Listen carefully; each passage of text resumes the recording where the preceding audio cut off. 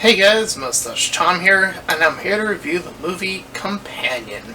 So I've seen the trailers for this, and I do think that the trailers are a bit too revealing, but it's neither here nor there. I am just here to talk about what's just in the movie, and talk about it as objectively as possible.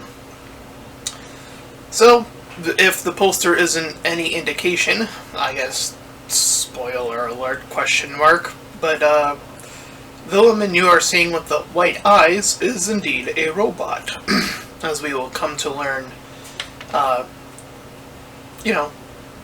just in the context of the movie, not looking at the commercials, does come up a little bit later on in the movie. Nonetheless, in the narration that begins our movie, we are led with her being Iris in this case, narrating about how she felt two distinctive ways, her way of thinking about the world, as it were, has changed significantly twice. In that meeting, her quote-unquote significant other and Joss, and the other, or the second rather, being the day that she killed Josh. And that is indeed how we open up the film. Now, why I think that's actually a pretty strong opening, is, at least in terms of pure writing, not how it's delivered, but just pure writing, that's an excellent, what we call in the writing business, a hook, right? It immediately draws you into this, why, it gets you to already ask all of these questions, like, why would she do it? What is his deal? Like, what would lead to that conclusion? So that is a really engaging hook.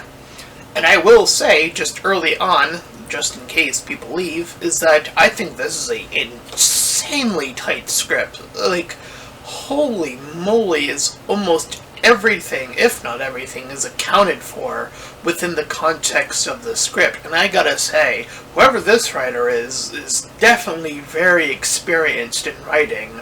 Because holy moly is the writing just so tight in terms of, getting down, again, to the basics of having an interesting hook, answering any unresolved questions as the plot progresses forward, stuff of that nature, accomplishing its genre attitude and being sort of this thriller / comedy.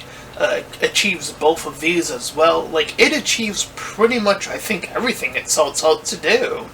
So I'm going to say that really early on in this review. Anyway, so we see them approaching the house, and even already as they're approaching, we get this sense, okay, so they're, approaching to, have this sort of house party or whatever. In this household is Sergei, this Russian guy, and he owns, I guess, this area.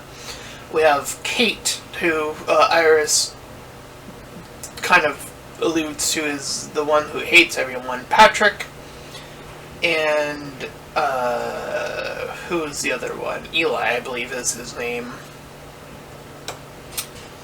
And we already have some pretty, again, clever ways of utilizing the robot versus the human and the feminine and, these bad relationships, as it were. All really getting wrapped up really, really early on, because we see Iris talking with Kat early on here about her quote-unquote relationship with Sergei, and she, Kate, says that she is a tool, something, in the world of robotics, we tend to think of robots as tools for things, right? Again, these very clever, you're comparing these two. It's not just, she's just not saying, she is saying it, obviously, but it has this duality meaning to it. In terms of, the two characters that are in this scene. So, again, very tight script writing about, what it means in the world of, a female who's in this what she sees as a very bad relationship, and explores that further as well. But we also get these other hints, like how Iris says that she was not built that way, quote unquote. You know, again, in the literal sense of like her being a robot, I think that's a very obvious hint on that part. Even if you didn't see the trailer, you'd probably at the very most tilt your head and say, or at least ask, like, why would she say built that way? Not raised that way. It's very deliberate language, right? That gets you to go, something's off, again, even if you didn't see the trailer. So, as the party is going down and progressing, they begin to dance, and Iris sees that Josh is spending a little bit of this time with Kate. So there's, again, as a robot, there seems to be these implications that there are, how far technology has come, like,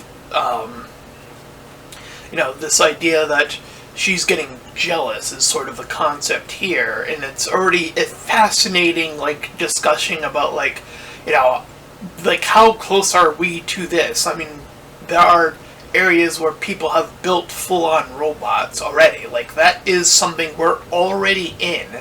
It is only the extension of how do you add on the emotional aspect, because I've seen, like, video clips of, like, robots being able to, communicate, obviously. So, there is just that one little bump in the road, I would guess, or I would put forward, that we're just away from it, but we're really, like, surprisingly close to this. A lot closer than I think a lot of people would dare suggest, I think. Just looking at the entire world and just how far technology has come. Anyway, so we cut to,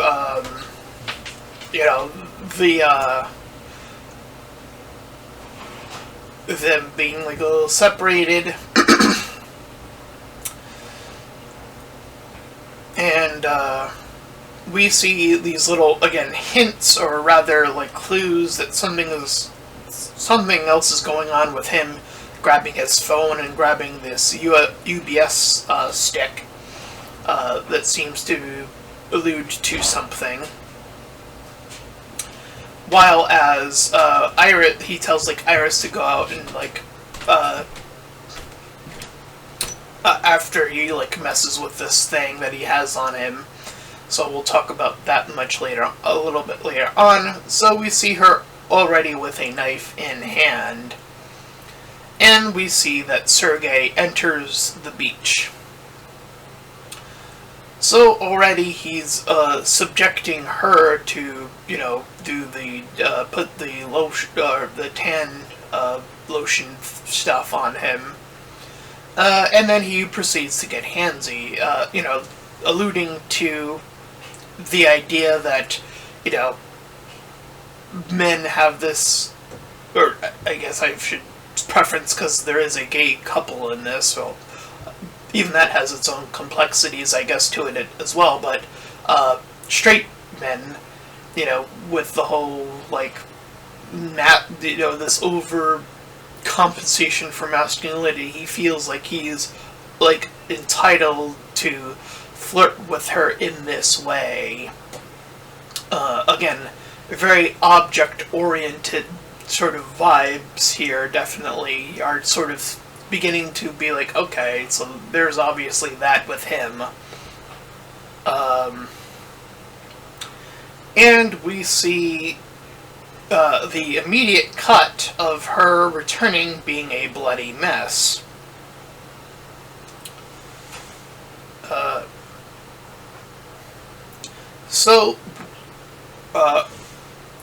We see the flashback of the full display of, like, her initially trying to knock him out to have him to knock it off, and then him proceeding to attack her and, like, practically going to quote-unquote kill her, until she stabbed him back with the said knife that she had on her now.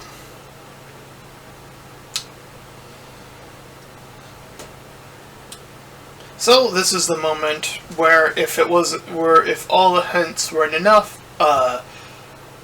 Josh tells Iris to go to sleep, and then she turns off, and we see the eyes shift, as you see in the poster, turn white, indicating her that now we are confirming within the context of the movie outright that she's indeed a robot.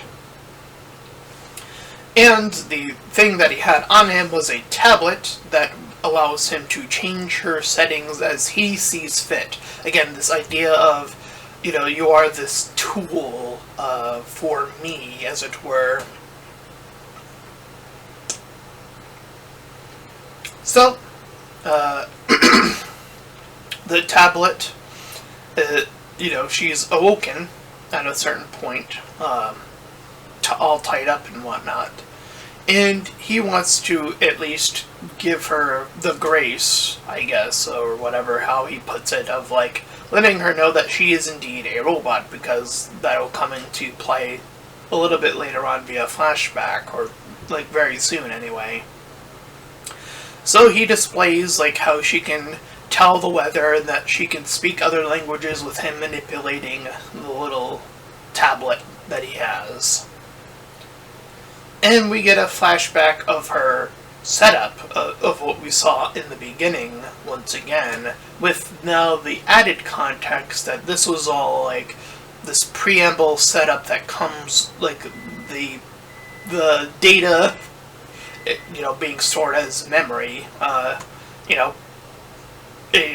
close that is to, like, how you would kind of view humans as, in that way of, like, what are memories, if not us trying to, signal in our brains that, like, there have been these very interesting ideas of, like, how much of our very brains act almost very close to the way computers work, right?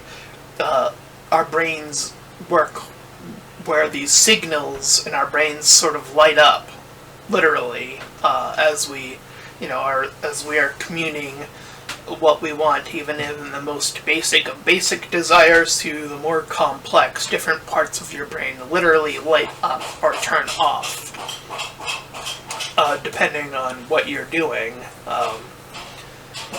So very much, again, the 1 and 0 on a computer switch, right? Turn on or off. It's very much, again, making that comparison here.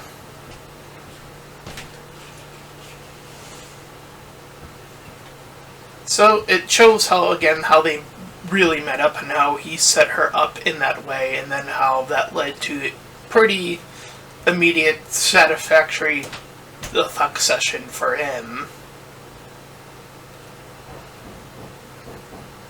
So Kate pulls Josh aside, her taking some drugs in the process, but this allows Iris the opportunity to escape. She knocks out Josh in her pursuit of, wanting to escape.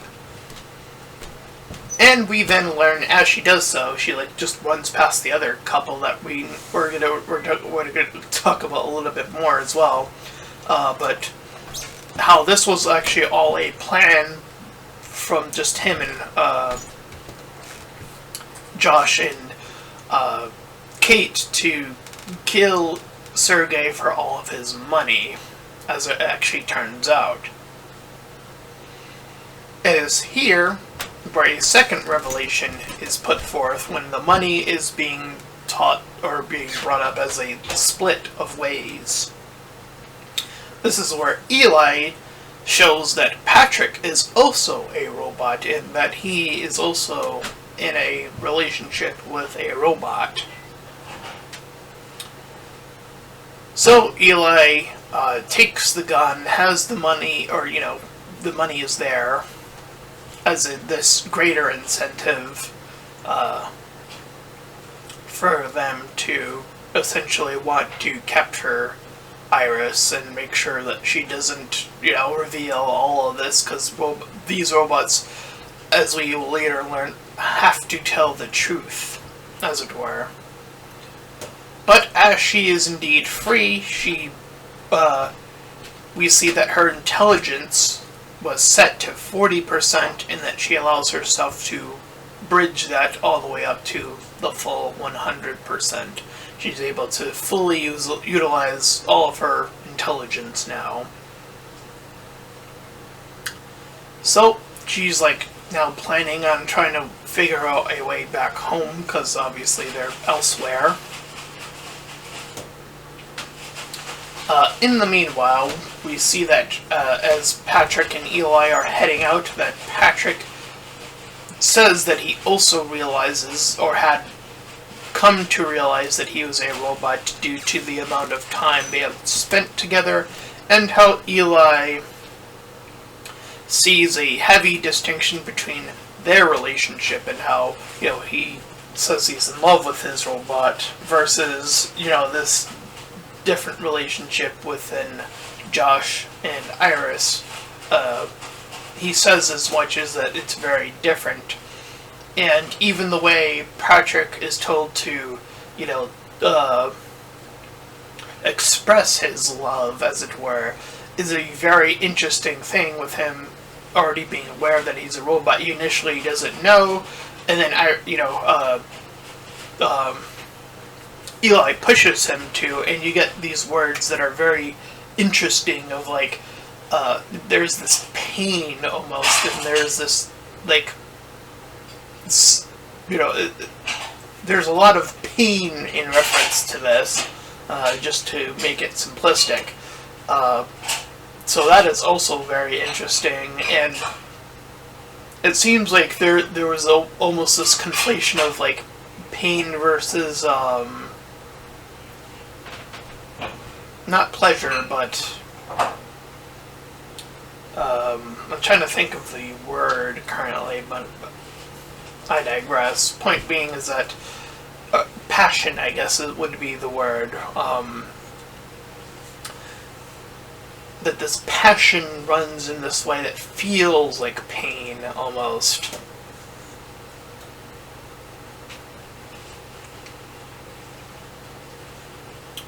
Anyway. So, as he proceeds to try to shoot Iris, he fails to do so. Patrick acts as a distraction. Eli tackles Iris.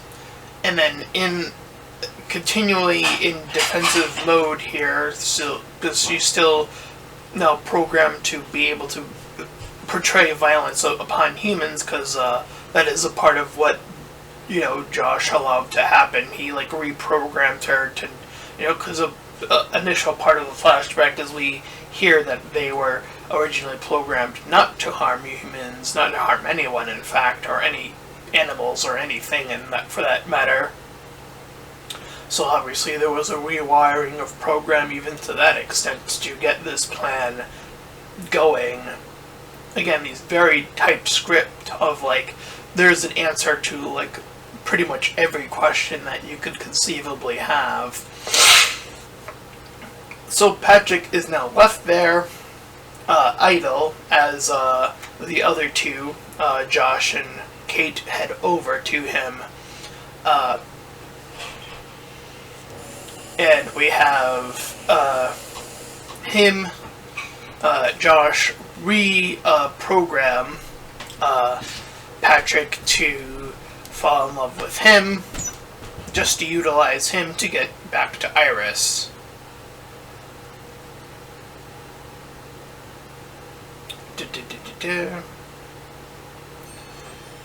Anyway, so we see her get back to the vehicle, and then she has to pitch her volume or sound to sound like him, because he has access to the car. But at a certain distance, the car says it is reported stolen, so the car locks and then has her in it. all the while we see that Josh wants to blame Patrick while also utilizing him to get to Eli, and then, again, resetting him to a more dangerous setting, as she was just done with. So as she's trapped there, a cop happens to stroll through, perhaps like the only, I would actually argue, inconvenience for him, if anything else. Seeing Iris, she quickly changes her language, because, as I already mentioned, she has to tell the truth, so that she is telling the truth in a lot of her sentences. You see that in the thing, which does lead to probably one of the bigger comical moments in the entire movie, where she's just outright admitting that she killed Sergei, but she's speaking in Russian, which he doesn't understand. So Patrick takes him down. He arrives on the scene, kills the cop, because again, his violent programming has been, not restricted to not harm humans, so he's just doing whatever. And then, he returns with her in hand, essentially turning her off and then bringing her back to the household. But they see, Kate and Josh see that he has killed the police, so Kate wants nothing more to do with this. She's just, wanting to take the money and head out. So Josh orders him to stab her, and does so, which kills her. So Iris is woken up. And this is definitely where we see the collapse of the majority of, Josh's, he goes on about, how the world is against him, and how, he feels entitled because of these things that he has done to have her. Again, this very idea of, this entitlement, it definitely comes from this idea of masculinity, or over masculinity, dare I say the total toxic masculinity idea, right? Of this idea that there's just this ownership that you're just owed because you do things in life, that he's just owed her as a reward or something.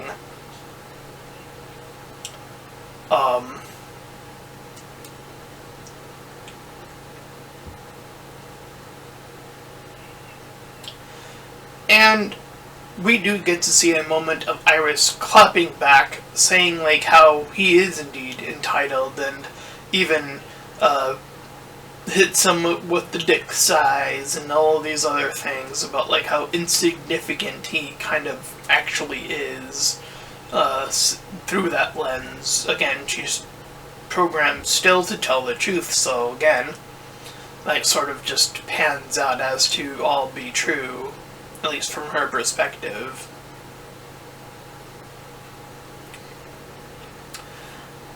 So, Josh puts a flame under her arm, he lowers her intelligence all the way to 0 at this point. So she's just following instructions at this point, and can only say yes or no. I think is the baseline of what that means in terms of intelligence, quote unquote.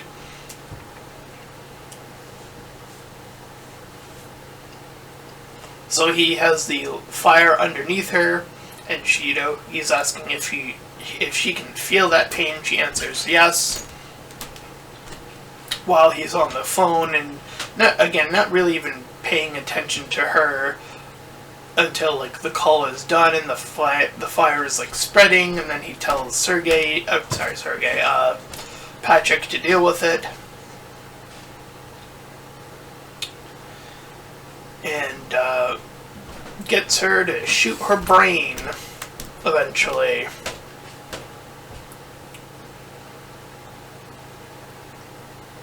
Or, where he thinks her brain is, rather. So the tech guys arrive on the scene, and we can see as they're talking about like how they can prop up her memory and like have it be redisplayed, which would, you know, get him in trouble, obviously. Would, you know, that would obviously not be good, and the guys point out, or the lead, I forget what the business is called, but, he, like, says, like, the component of the memory is stored in their, like, in their chest area, not in their head. Anyway. So I think that's, like, the alluding to perhaps the heart, or, like, that sort of idea. Right? Anyway. So she gets taken away, and Patrick is sent out to deal with him. He proceeds to kill the leader guy, the other, I guess, small-time part worker or newer worker to this whole gig, manages to get out on the other side and finagles his way toward where all the dead bodies are being buried along the way of this whole thing just falling apart. So Iris makes her way after being fully reset to Patrick and managing to say a line that he said prior in the film to get him to recognize at least, like, that Josh was indeed using him, and we see that reprogram play out, and, you know, he even accuses her of lying, and then we get reminded she cannot lie. She's been reset not to. In fact, if anything, even if she quote unquote could at this point, she's actually already been reset not to. If she was at a certain point, but she wasn't, so there we go.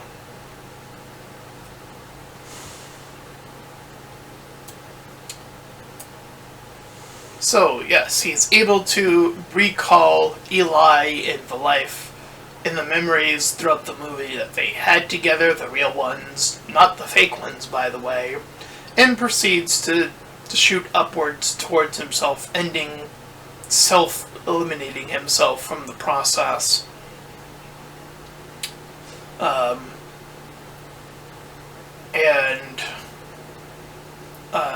The other guy, the other co-worker, his name was Teddy. Iris wants the freedom from him, so he gives that to her. Off-screen, I guess, but whatever, it's a minor thing. Thus, Josh is beginning to grab the money. He hears the voice of what he assumes is Patrick, but then hears this music begin to play, so he goes to check it out and hears all these other voices and puts together that this is indeed Iris. So, she is now free. And she can show, even in this instance, that she can lie. She now has that capability. And, you know, she has the capacity now to kill him if she sees fit. But he's still so confident in this whole idea of, like, you know, we spent all this time together, this ownership idea, this combination of those two things is like he's now saying, oh, you won't shoot me. You know, you are practically everything for me. Again, this entitled grab of it's all just really, as he's like now throwing her apart violently, and as she is flung into the ground however many times, she then tells him, because like she's like again willing to humor like this last words moment kind of vibe thing going on here, and she says to go to sleep as she grabs a corkscrew for like the bottle opener that like dropped on the floor earlier, I think, and uses it to drill into his head, killing him officially. After doing so, the narration from the very beginning plays about how she felt the two switches, and we begin to see her remove the hand that has been, or the skin, the quote unquote skin that has been removing all that and just letting the robot arm freed out. And then her driving off in this car as she happens to pass by another model of her and this other guy. And then she waves her robot arm at this other version of her as she rides off into the sunset, finally free and independent of that will. And that was Companion, and wow, that, again, so incredibly tight script here in terms of just, again, answering all of the questions that, could arrive from the little beats that coincide throughout the film, to just being really, really grabbing at the heart of, two of these very different subject matters of robot technology and where that is now versus femininity, but having this interesting sort of approach of there are actually these really interesting comparisons that are clearly had here. Again, all the way as early as, again, Kate saying that she's the one, this human feels like this tool, these little minor, what feel like almost minor moments, but no, those make up, these comparisons really make up, the bulk of the film, if anything, I would actually argue. And I think they make the film stand out significantly more so, in terms of just being a tight script. Because the comparisons are so strong. I think that an interesting counter to this, we only see the two relationships, one straight, one gay, but also one aggressive and one, loving, I guess would be the alternative in this case. I think that there would be an interesting, I think you could make a whole different aspect of, not someone who is toxic, in this regard, but maybe is more, again, distinctions between these things I think are very interesting, is being very low on one's self-esteem, one that doesn't, a person that doesn't feel like he could be compatible with a person. You can completely flip this, which is what's so fascinating about this. You can have a completely different, straight character or gay character, whatever. It doesn't really matter, but just for the sake of argument, since the two, the protagonist and antagonist in this case were a straight couple, to flip that and, at least, again, you can just flip the guy perspective, complete 180 from that, of a guy who doesn't feel this entitlement, but doesn't even feel confident in it, in this idea of, being able to, approach humans at all, and, what that would take to convince that person of, that they can feel like they can have that love and accept that love and embrace that love.